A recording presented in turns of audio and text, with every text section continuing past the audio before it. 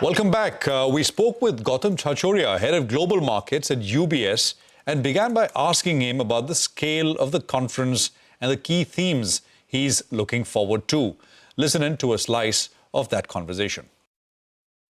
It's a bigger event this year than last year and earlier. We have more than 250 plus investors and 65 or 70 odd corporates. But again, beyond that, we have interesting panels, including from government officials, ex-RBI officials, panels on consumption, on AI, on manufacturing, defense. So a host of thematic panels which we have curated for our investor base to hopefully get something out from this conference. And beyond that, we have multiple tours going on. Like we did a couple of days of macro tour in Delhi and Bombay last couple of days. And we have thematic tours on the ground consumption, manufacturing, defense, etc. Again, the big themes, obviously, from talking to investors, and this is still early discussions, is around what happens to growth in India second half and later, and also the trade deal. And the big longer-term thematic around manufacturing as to whether we see more manufacturing specifically around defense, but in a broad way, pick up in India. In terms of the foreign participation, Gautam, hi. So, what is your expectation in terms of just where investors are coming from? Because a lot of them have given India the skip, right, in this year, in this calendar year. They've gone to other Asian markets. And the biggest grouse is that India doesn't have a deep tech story. So, what's your sense? Do you see that tide turning, even in your conversations in the run-up to the conference? So, look, a few things. One, we are seeing increased foreign investor participation this year. So, we have more number of investors traveling. And this is across the world, not just US, but across countries in Europe and even Asia. Beyond Hong Kong, Singapore, we have investors attending the conference. Okay, so that's the first point. Second is, look, foreign investors have not been investing in India in aggregate for last 5 years, not just last few months.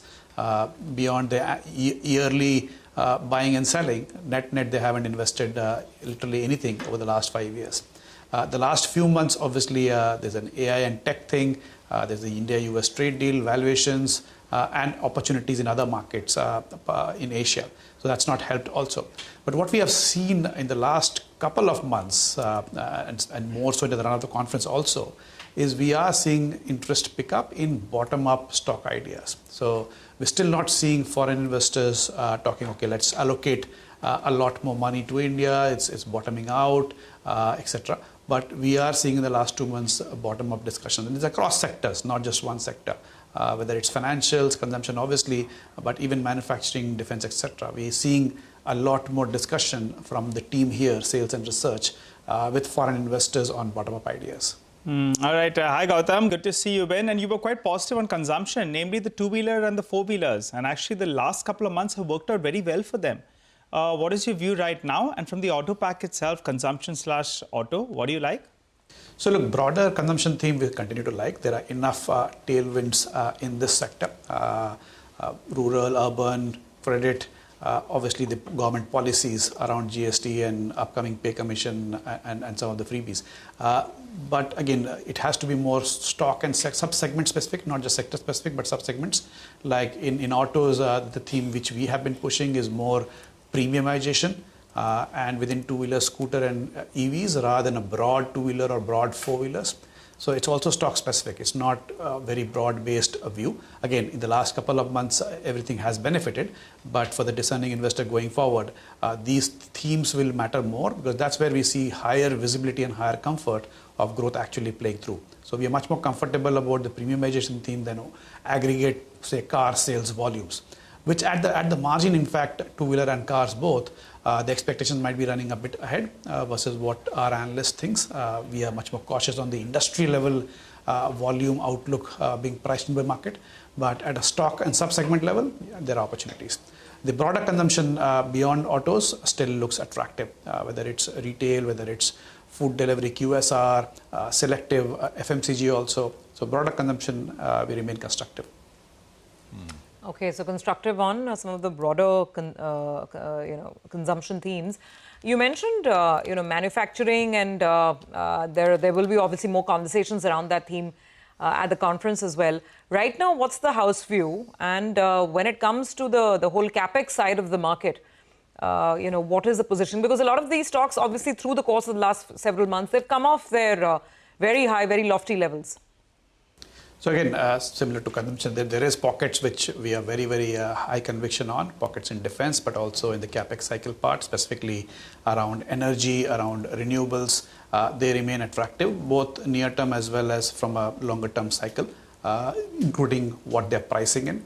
So that remains an attractive space in general for us. And again, in the last quarter or two, we are seeing some pickup or at least stabilization in private capex. It's no longer a drag or not growing enough. Will it be a proper full-fledged private corporate capex cycle? I think it's too early and premature. And one of the things which we have been telling and we'll highlight again, it's that one of the things we have to remember, don't compare it with what we saw in, say, 2004 to 7. That kind of private corporate capex cycle, if you are defining in that parameter, that's going to be difficult. But from where we are now, uptick in the next couple of years is fairly likely.